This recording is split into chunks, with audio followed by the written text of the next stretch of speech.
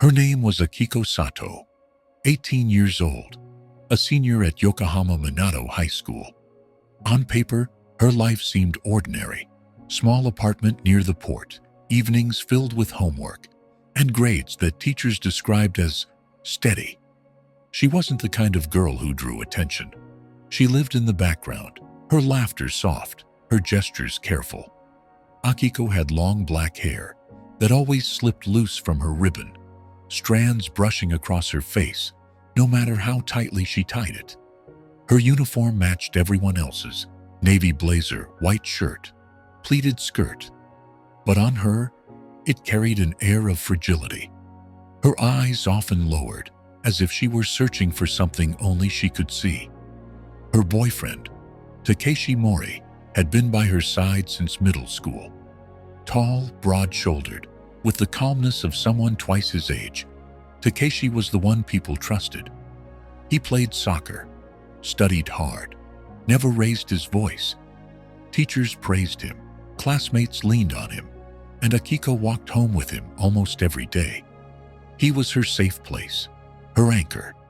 That April morning, cherry blossoms scattered across the schoolyard.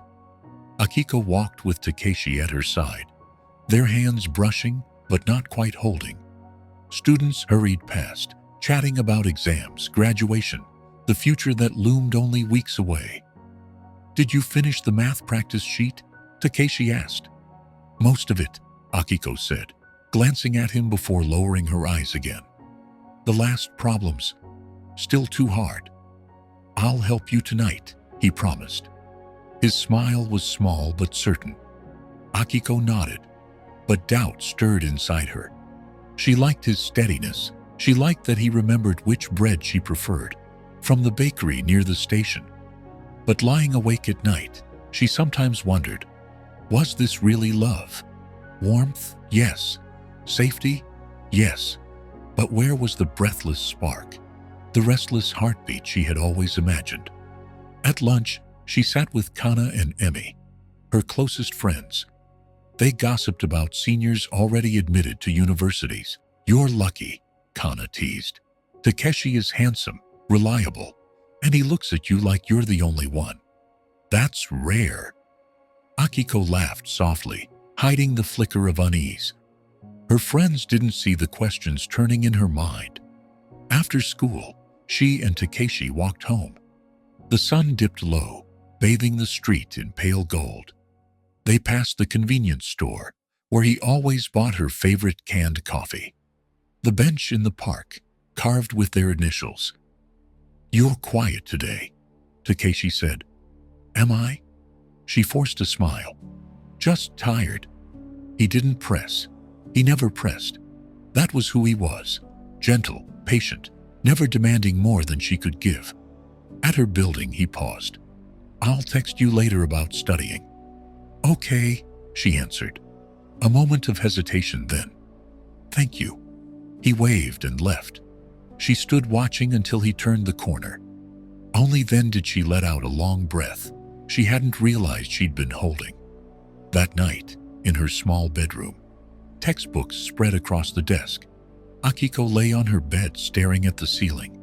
She thought of Takeshi, his kindness, his quiet strength. Then, without warning, the thought rose, is kindness enough? She closed her eyes. Outside, trains rumbled through the night. Tomorrow would bring the same routine: class, lunch, walk home, study. Yet beneath the surface, she felt something shifting, the faint tremor of change. No one else noticed, but she did. It was there, waiting, like a storm gathering far beyond the horizon. The day passed like any other: lectures, chalk dust, and the sound of classmates whispering about exams. Akiko sat near the window, eyes wandering beyond the blossoms drifting past the glass. Takeshi was a few rows ahead, steady as always, writing notes neatly. Once, he turned, caught her gaze, and gave a quiet smile. She smiled back, though a restless weight pressed inside her chest. When classes ended, Takeshi hurried to soccer practice. Akiko walked alone to the station, bag strap slipping from her shoulder. The crowd surged, mixing students and office workers. That was when she noticed him. A boy leaned against a vending machine, sipping soda. His hair was brown, unevenly cut, sun at the tips. His tie hung loose, blazer half-buttoned, shoes scuffed. Yet his posture carried a confidence unlike anyone she knew. Their eyes met. Akiko looked away, but he was already moving. "You dropped this," he said, holding out her notebook. Startled, she accepted it with both hands. "Thank you," he grinned. "Careful. You seem like someone who loses things." "I'm not," she replied quickly. He laughed. "Good answer. I'm Rio. Sato Akiko. Minato High." She nodded. "Figures? Too serious for my school," he teased. Before she could answer, the train screeched in. Passengers surged. Rio stepped aside, letting her board first, then followed. They stood by the door, rocking with the carriage. He asked simple things: what year she was, how exams felt. His voice carried ease, almost reckless. He didn't seem bound by the same invisible rules that shaped everyone else. At her stop, she murmured a polite goodbye. To her surprise, he left too. "You live here?" she asked cautiously. "Nearby. I hang out at the arcade." He smirked. "You should come." "I don't play games." "You don't need to. You'd stand out." She flushed, bowed quickly, and hurried off. Only later, behind her closed door, did she realize her heart was beating too fast. That night, Takeshi texted, "I'll call after practice. Let's finish the math problems." She replied, "Okay, thanks." Her eyes lingered on the screen, but her thoughts replayed Rio's grin, the way he said her name. The next afternoon, she saw him again, leaning on the station railing, headphones loose around his neck. "You're late," he said. "I wasn't meeting you." "Maybe not," he shrugged. "But you're here." Something in his words unsettled her. Takeshi's world was steady, predictable. Rio's felt dangerous, alive. She should have walked away. Instead, she stayed a moment too long, caught by the spark in his eyes. That night, lying in her room, Akiko thought of Takeshi's quiet smile. Then Rio's laughter returned, sharp, impossible to ignore. She closed her eyes, heart unsteady, knowing change was already at her door. The following week blurred into repetition: morning bells, hurried lunches, long evenings with textbooks. Yet beneath the surface, something had shifted. Akiko kept walking with Takeshi, but her eyes wandered toward the station more often than before. She didn't admit it, even to herself, but part of her waited to see if Rio would appear again. He did, almost every day, as though by coincidence. He leaned near the railing or the vending machines. Sometimes he waved. Sometimes he simply watched her with that crooked smile. Once, he offered gum. Another time, he asked if she liked music.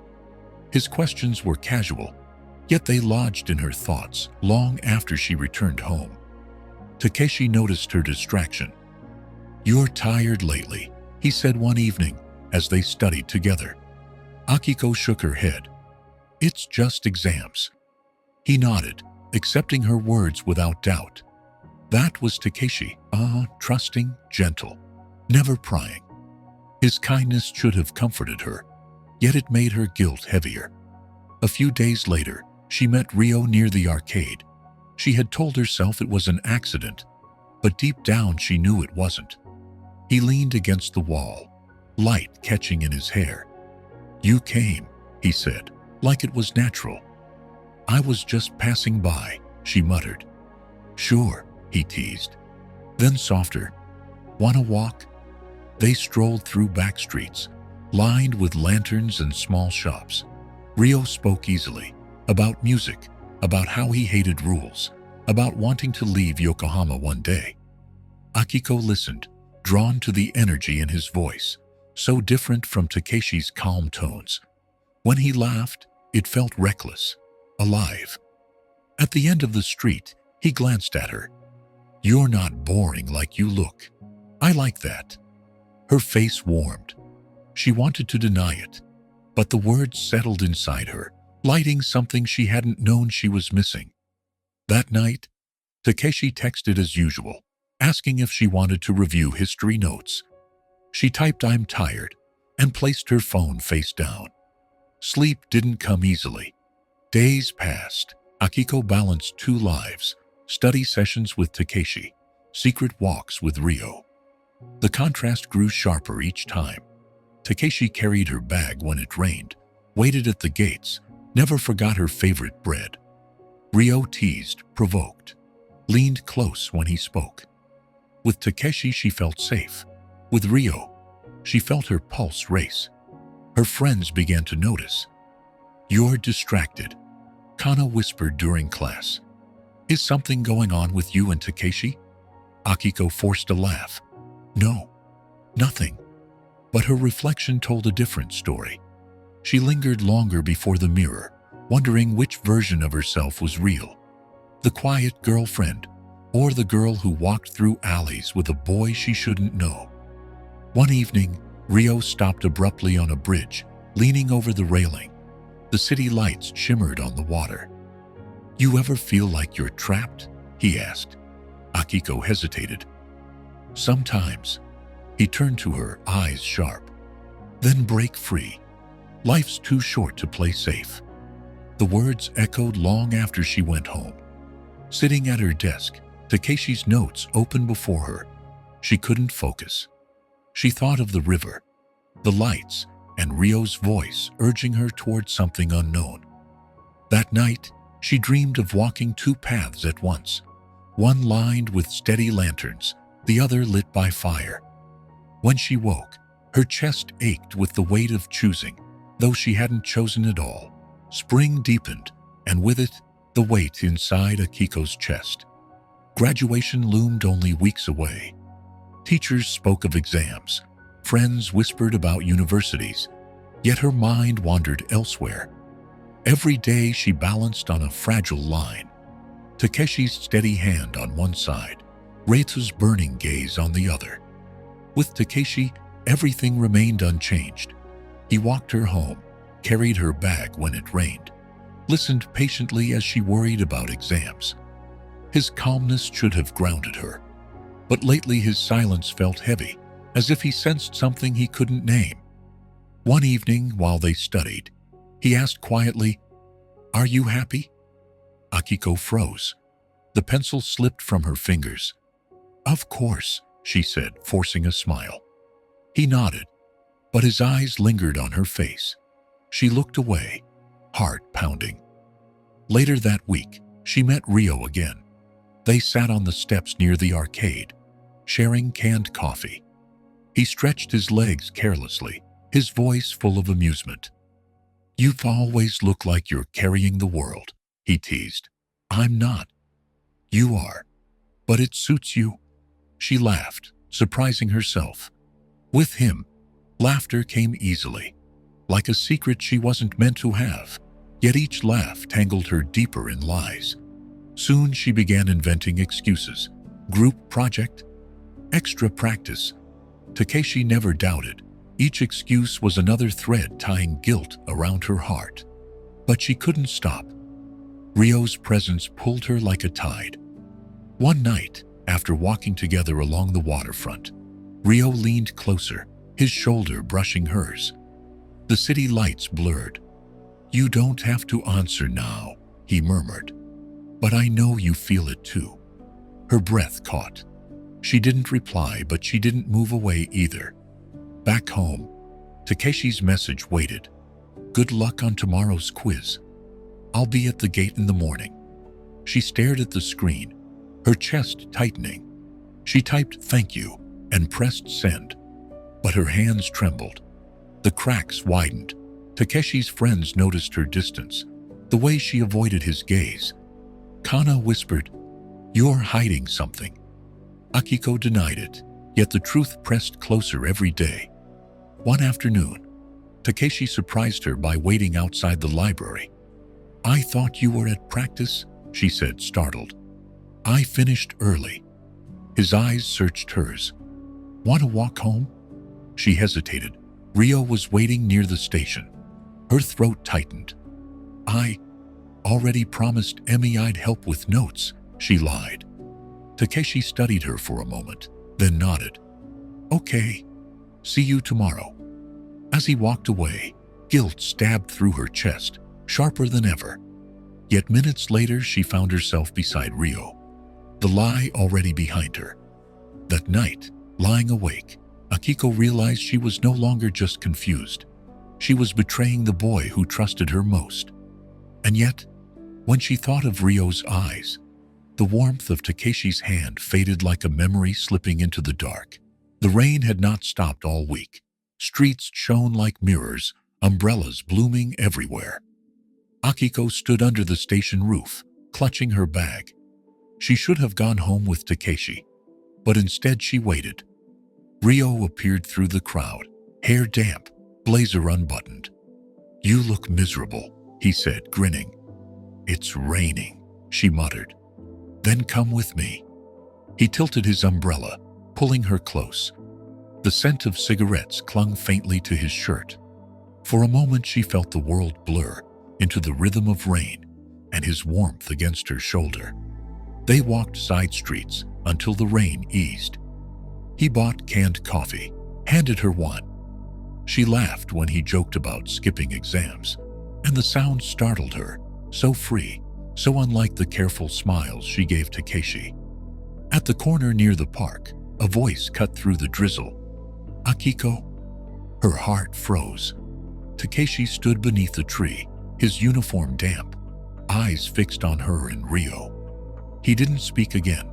His silence was sharper than anger. Slowly he turned and walked away. Takeshi, she whispered, stepping forward. But Rio caught her arm. Let him go. He'll get over it. But the look in Takeshi's eyes told her otherwise. That night she could not eat. Takeshi didn't text. The quiet between them was heavier than any fight. She typed a message, I'm sorry, then erased it. Her phone remained dark. The next day at school, he was polite, distant. He answered when spoken to, but his smile was gone. Kana whispered, What happened? He looks broken. Akiko forced a laugh, throat tight.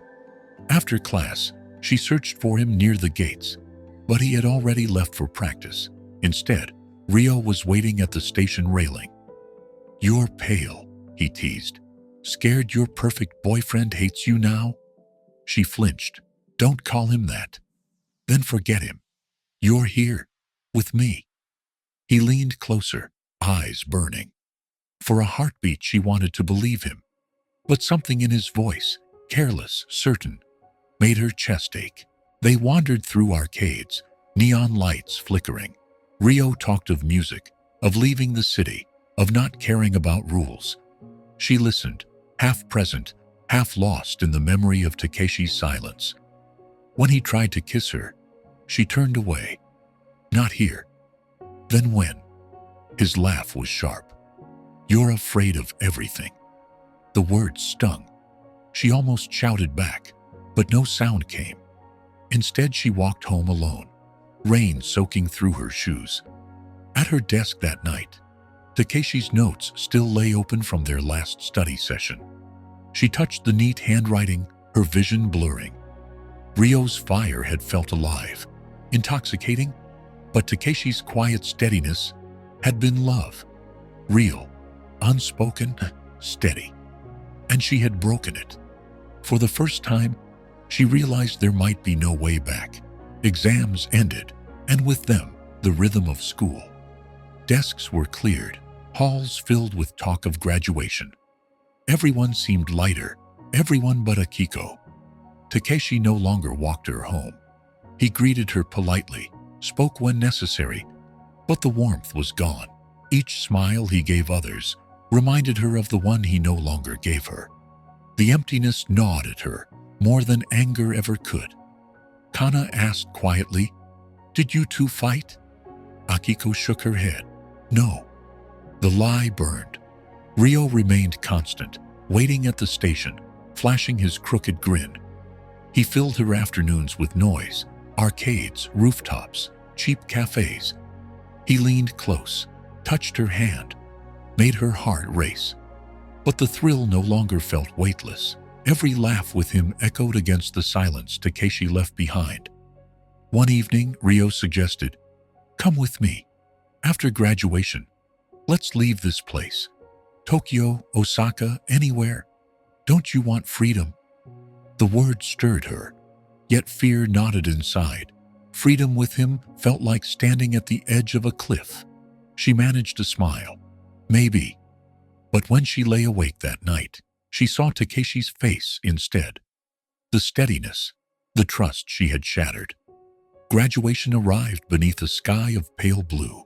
Students lined up in pressed uniforms, cherry blossoms falling like snow. Akiko held her diploma, hands trembling. Parents cheered, teachers smiled. She searched the crowd for Takeshi, but when their eyes met, he only bowed slightly before turning away. The distance between them was final, unspoken. Later, outside the gates, Rio appeared. "Well, it's over. Time to start something new." She stared at him, the blossoms spinning in the wind. Once his presence had felt like fire. Now it burned too hot, too fast. She saw it clearly. The recklessness, the carelessness, the danger she had mistaken for passion. "I can't," she whispered. He frowned. "Can't what?" "Leave with you." Her voice shook. "I thought, but I was wrong." For a moment his expression hardened. Then he laughed, shrugging. "Suit yourself. You'll regret it." With that, he walked off into the crowd, disappearing without a backward glance. Akiko stood frozen, diploma pressed against her chest. Around her, friends posed for photos, laughter rising like music. She felt both inside and outside the world, her future as fragile as the petals swirling at her feet. When the crowd thinned, she walked slowly toward the station. The bench where she and Takeshi once carved their initials waited, worn and ordinary. She touched the letters with her fingertips. A quiet ache spread through her, but also clarity. Some choices couldn't be undone. She had wanted fire, and she had found it. But in reaching for it, she had lost the steady light that once guided her. The evening trains rumbled past, carrying students toward tomorrow.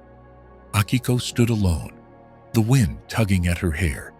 For the first time she understood. The storm she had felt gathering had finally broken, and she was left to face the sky after.